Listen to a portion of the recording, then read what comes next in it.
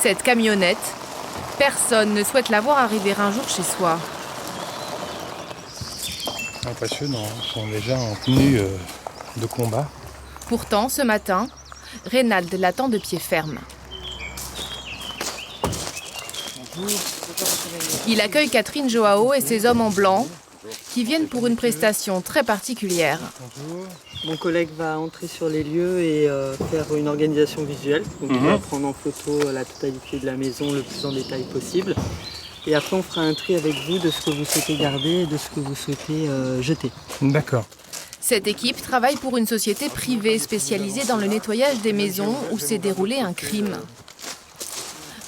Reynald, propriétaire des lieux, les fait venir chez lui 2 ans après un drame bouleversant.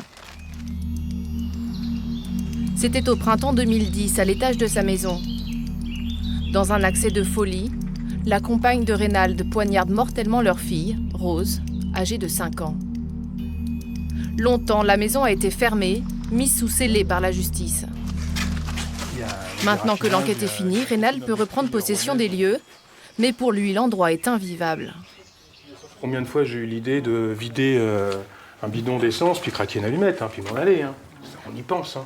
À terme, Reynald envisage de vendre cette maison.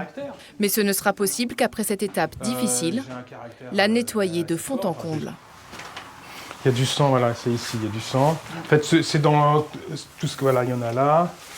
Il y a des moisissures sur le môme. En fait, c'est tout le tracé. Lorsque des matières corporelles comme du sang restent longtemps dans un lieu, les bactéries prolifèrent.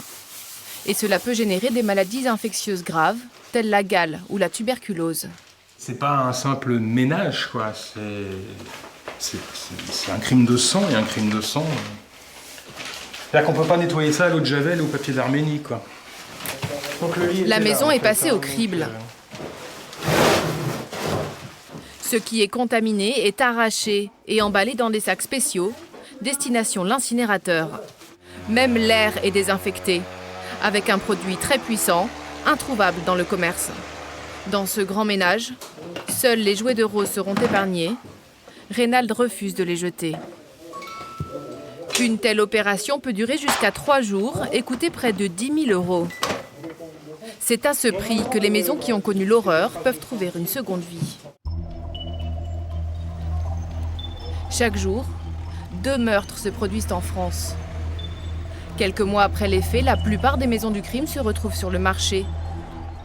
À Nantes, par exemple, la maison où Xavier Dupont de Ligonnès a tué toute sa famille avant de l'enterrer sous la terrasse pourrait être mise en vente prochainement. Elle serait estimée à 400 000 €. Près de Montpellier, la maison de Jean-Michel Bissonnet, l'homme d'affaires qui avait commandité le meurtre de sa femme, aurait enfin trouvé acquéreur, 4 ans après les faits.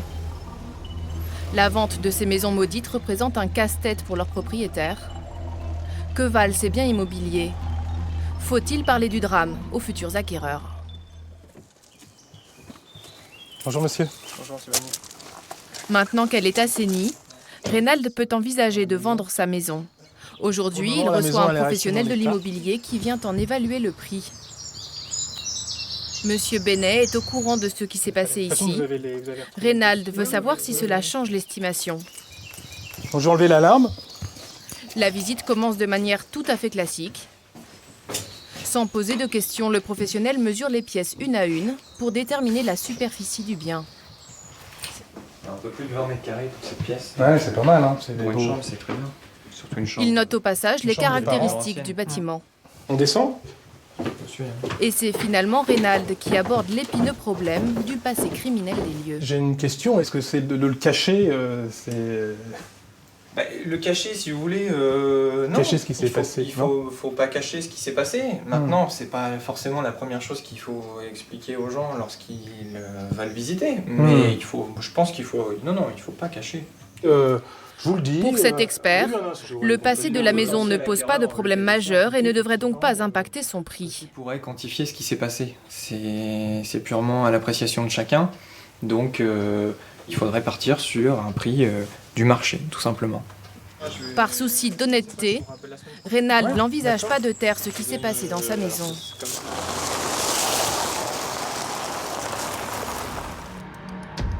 D'autres n'ont pas autant de scrupules. Nous avons repéré une annonce sur un site de vente en ligne. Un corps de ferme à rénover en Rhône-Alpes. Nous savons que cette petite bâtisse a vu passer l'un des tueurs en série les plus dangereux de ces dernières années, Roberto Succo. En 1987, ce jeune Italien a tué ici un médecin qui l'avait enlevé. Nous avons rendez-vous avec le propriétaire pour une visite. Nous nous faisons passer pour des acheteurs en caméra cachée. Combien vous le vendez le terrain plus le...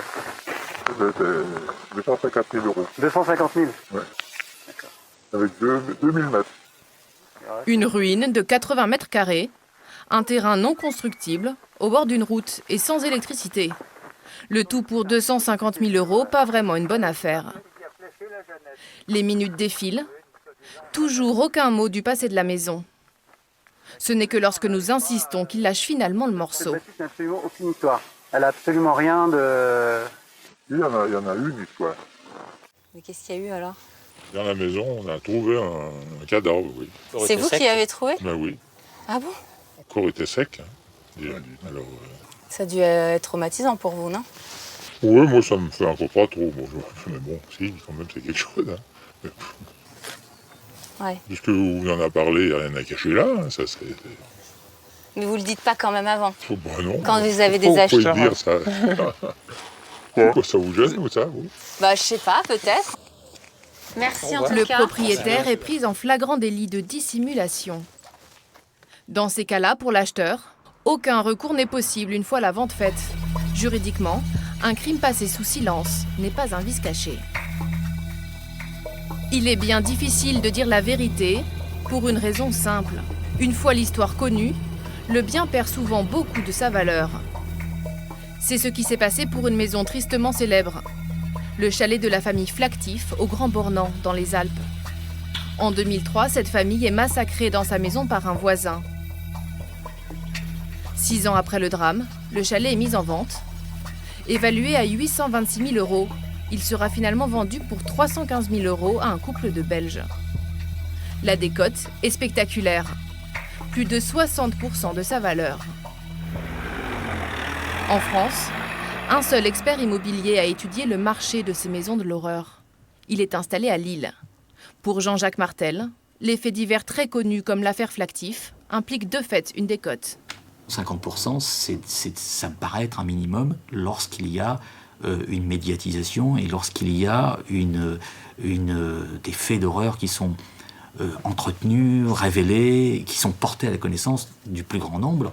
Est-ce qu'il y a une règle qui oblige à baisser le prix d'une maison comme ça qui a été touchée? Pas du tout, vous n'avez pas du tout l'obligation d'informer qui que ce soit. Je veux dire, aujourd'hui, vous n'avez pas, ça sort de votre vie privée, vous n'êtes pas obligé de dire finalement de quoi est décédée la personne qui dans les lieux.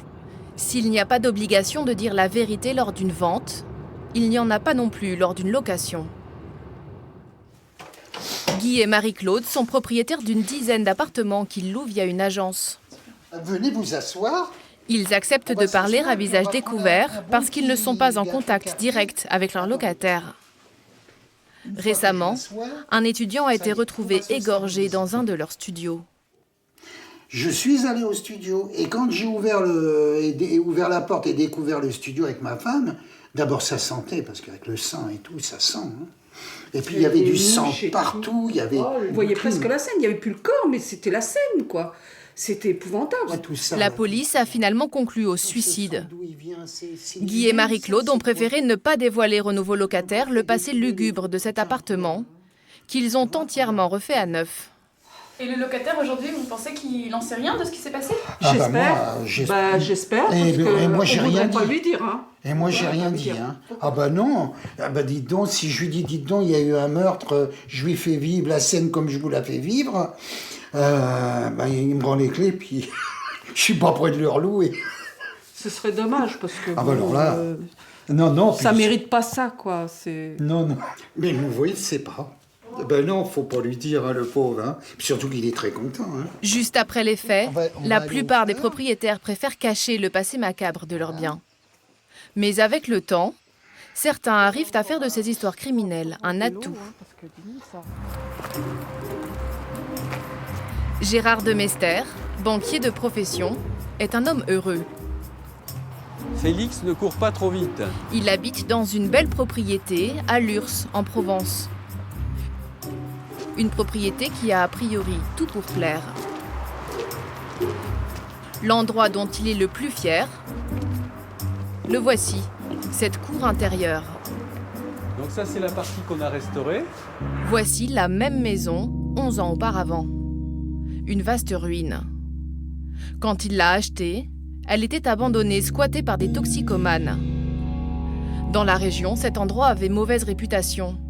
Tout le monde connaissait son histoire.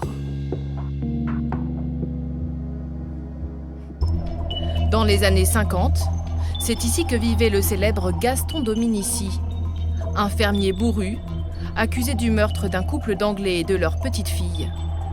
Condamné à mort, puis gracié faute de preuves. L'affaire Dominici a défrayé la chronique. Et elle fascine encore aujourd'hui les amateurs de faits divers. Gérard de Mester n'a que faire de ces histoires de crimes. C'est une passion qui l'a convaincu de s'installer ici. Les fleurs. Alors en fait, voilà les rosiers qui ont fait que j'ai acheté cette maison parce que j'y venais assez régulièrement. Donc pour casser la croûte, c'était une ferme abandonnée. Et puis j'ai repéré ces rosiers qui étaient en train de souffrir. Donc je me suis dit, je vais les tailler. Et puis au printemps, il est sorti des roses. Donc je me suis dit, c'est un signe. Donc j'ai acheté la maison. Voilà. Il l'a payé moins de 200 000 € et a ensuite dépensé 350 000 € de travaux. Le passé de la maison ne l'a jamais effrayé. Il était déjà au courant du drame. Quand je l'ai fait expertiser, le monsieur m'a dit « Mais vous savez que c'est la maison où il y a eu un crime ?» Je lui dis « Oui, alors, vous savez, des maisons où il y a eu des crimes, il y en a des centaines. » Et puis, on n'a jamais vu de pierre qui renvoyait des énergies négatives, jusqu'à preuve du contraire, ou alors faire vraiment dans l'ésotérisme. Alors bon, moi je suis laïque, agnostique, et bon, voilà. La famille de Gérard a bien vécu cette acquisition. Et aujourd'hui encore, ils préfèrent en rire. Bonjour. Bonjour, amis du jour. Car même s'ils vivent en rase campagne, leur adresse ne laisse personne indifférent. Et le fils de Gérard en tire même une certaine fierté. Oui. N'importe où qu'on aille, je dis j'habite la Grande Terre à Lurs, tout le monde sait où c'est, même en Belgique, t'habites où? Oh ben la Grande Terre à Lurs. Ah oui, t'as vu. Et le genre de remarques, c'est quoi? Vous dites toujours des remarques? Ouais, t'as pas peur, toujours, on revient toujours au truc un peu. Cette petite notoriété, Gérard s'amuse même à l'entretenir. Comment vas-tu? bien. Voilà, de quoi. Alors il est comment ce rosé? Depuis quelque temps, il se plaît à convier autour de sa table d'anciens policiers, des journalistes, mais aussi des villageois passionnés par l'affaire. On te remercie de nous recevoir ici, dans une maison quand même un peu chargée. Même si, comme je disais tout à l'heure, c'est pas quand même, les crimes n'ont pas eu lieu dans la maison. Mais enfin, elle est quand même liée de près, la Grande Terre, à l'affaire Dominici. Devenu ami avec Gérard, ce petit cercle de privilégiés fait des envieux. Car la maison attire toujours les foules. Chaque mois, une poignée de curieux frappe à la porte de la famille de Mester pour son plus grand plaisir. Je ne vais pas me montrer agressif, mais très franchement...